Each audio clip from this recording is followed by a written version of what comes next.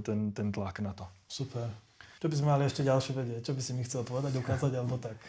Potom veľakrát sa mi stáva, že sa ma pýtajú, že či tie farby sú stále. Že či sú UV stále. Sú?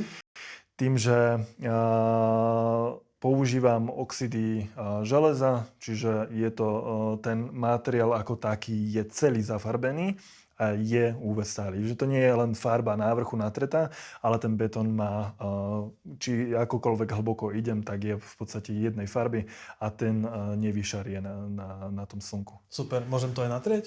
Teraz otázka, keď si začal s farbou. Akože potom, keď už to máš doma, rob si s tým, čo chceš. Neviem, ako princíp, ale ty by si to neodporúčal natierať, lebo lepšie to vyrobiť v tej farbe betónu, ako je to vyrobené. Kvôli tej farbe a v tej farebnej stálosti. Ako náhle tam bude farba, na tom namaľovaná, natretá, ako vždycky to bude niečo, čo sa môže odlúpiť a tak ďalej. Tak, všetko sa dá natrieť. Či je to drevo, či je to mramor, len aby to potom nebola škoda, že znehodnotíš ten výrobok. Ale ja osobne nenatieram. No ako je škoda to natrieť, ale vyzerá to krásne, vieš, ale poznáš nejaké internet. Poznáš ľudí. Ľudia sú všelijakí. Ale si myslím, že takto, v tej cenovej kategórii, keď už si človek kúpi nejakú vec, tak vie, že má nejakú hodnotu, tak sa k tomu trošku inak správam, ako keď si kúpim fakt z tej IKEA. Tak už na čo by som si to natieral, keď si vyberám farbu. Tak. Keď si vyberám farbu, tak si to natriem ako chcem. Hej? Čiže v podstate si vyberiem farbu a tá farba bude konzistentná. Hej? Čiže toto je super. Ako klasické omietky na domoch. Hej? Každá jedna vyblednutá. Poctivá farba. Dobre, takže Máme za sebou stoliky, vyrábame umývadlá, špecifické veci. Vieme vyrobiť aj vázu, aj bustu, aj čokoľvek.